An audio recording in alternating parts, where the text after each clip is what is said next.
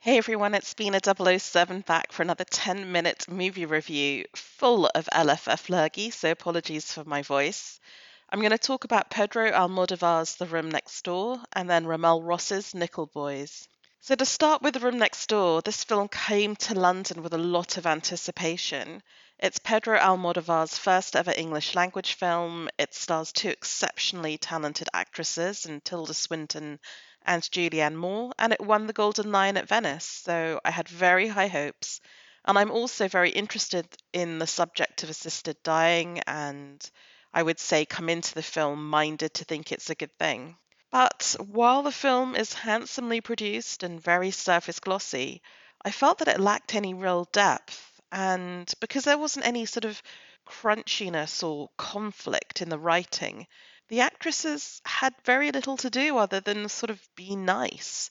And the result was a pretty vanilla, unbrave film that I felt skirted over the profound issues that it was tackling.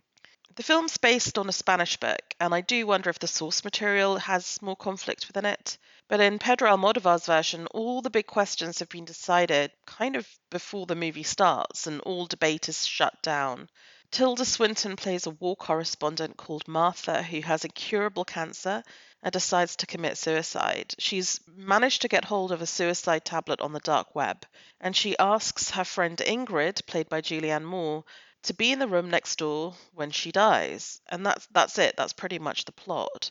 Although it's padded out with unnecessary flashbacks to her ex-partner's death, amongst other things. So Martha's made the decision. Martha will not allow Ingrid to try and persuade her out of it. And we're not going to see any of the unpleasantness and pain of actually killing yourself in this way. And as I said, I am in favour of assisted dying, but this film situates it in a beautifully designed house with beautiful women in a beautiful outfit, lying on a deck chair in a beautiful garden with elegant pink snow falling, and I feel that's rather disingenuous. The problem with this very highly stylized depiction of the subject matter and the friendship is when there's no conflict, the conversations become sort of rambling ruminations on literature, and I don't know, it just felt like there was nothing really gripping in there. There is maybe an interesting discussion about career versus motherhood, but it didn't really convince me. And I was kind of thinking as I was watching it to compare and contrast with Tilda Swinton's own discourse on this subject in We Need to Talk About Kevin. But as I say, people have praised the performances in this film. It won the Golden Lion at Venice. I really am in the minority here. I really struggled to see what the fuss was about. I found myself bored by the film. And I would suggest that if you're really interested in this topic, that you watch documentarian Ondi Timoner's desperately moving film Last Flight Home that played the London Film Festival 2 years ago and documents the assisted dying of her own father who was very ill. So that, I think, is a film that will really address a lot of the issues and with such emotional sensitivity. It's on another level. So The Room Next Door has a running time of 110 minutes. It played Venice, Toronto, and London 2024.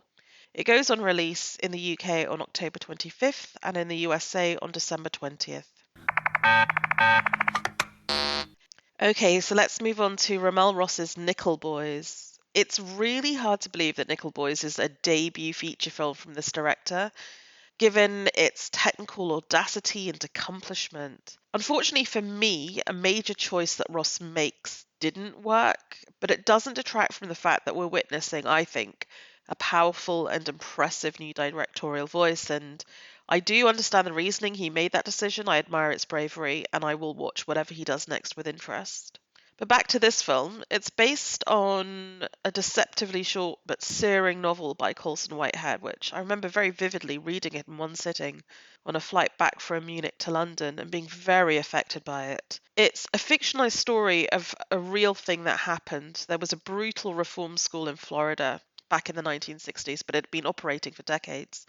And in contemporary life, the horrors of that reform school were uncovered. Many, many murdered black boys were disinterred effectively. In this book and film, we see its horrors through the eyes of Elwood, who is a really intelligent young man living with his nana. He's actually set for higher education, but his path is diverted because he's in the wrong place at the wrong time, and he finds himself in this reform school. He, in character, scrupulously documents the abuses and hopes to expose the school because he kind of believes, I think, still in justice. But this is very much discouraged by his best friend Turner, who is far more cynical, far more world weary, and tells him that if he does this, they're just going to come and kill him. Decades later, in the book and the film, the murders at school are exposed, and Elwood can finally give his testimony. RaMell Ross begins his film with half an hour of context that shows the world in which the Nickel Academy exists. It's a world of civil rights activism and brutal racism.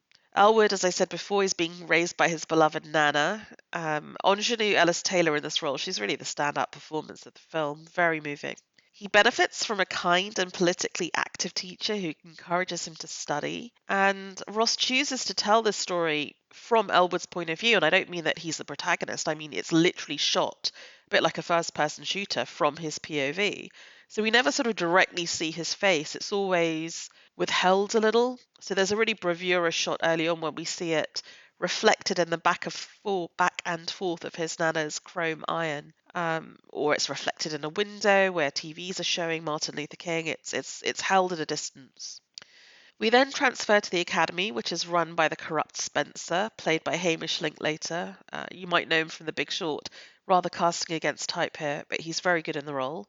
And our point of views increase to include that of Elwood's best friend Turner, so at least we can now see the boys in each other's point of view. As I said before, I understand why RaMell Ross chooses the immediacy of this style, especially considering a plot reveal that we're going to get in the contemporary timeline. But it really distanced me from the subject matter and the characters. It brought me out of the film rather than immersing me in it. I also think that, I'm not sure if it's the execution of it or just me, but I really had motion sickness at the end of this film from all the sort of handheld POV camera work. That said, it didn't work for me, but I still think this is a film to be admired. I felt the POV style didn't give the actors much to do, but as I said, Ingenue Ellis Taylor was really affecting. Most of all, I loved the sound design and the score and the way they interact. This is most obvious when you watch the epilogue of the film, where you get a kind of mashup and montage which shows you the revelations of what happened at the Nickel Academy, what happened with the main characters, what's going on in wider society. It's just absolutely brilliantly executed. And when the film ended and the credits rolled, you could feel the shock and silence of the audience as they sort of struggled to digest what they'd witnessed. It was that powerful. So it's not a film that entirely worked for me, but I think it's really bravely and brilliantly put together. And like I said, I think it's in RaMell Ross we found a director who's interesting and who tries to match Colson Whitehead's superb book with his own directorial vision. So much to be admired here. Nickel Boys has a running time of 140 minutes and is rated PG-13. It played Telluride and London 2024. It goes on limited release in New York on December 13th, LA on December 20th, and in the UK on January 3rd, 2025. Thank you for listening.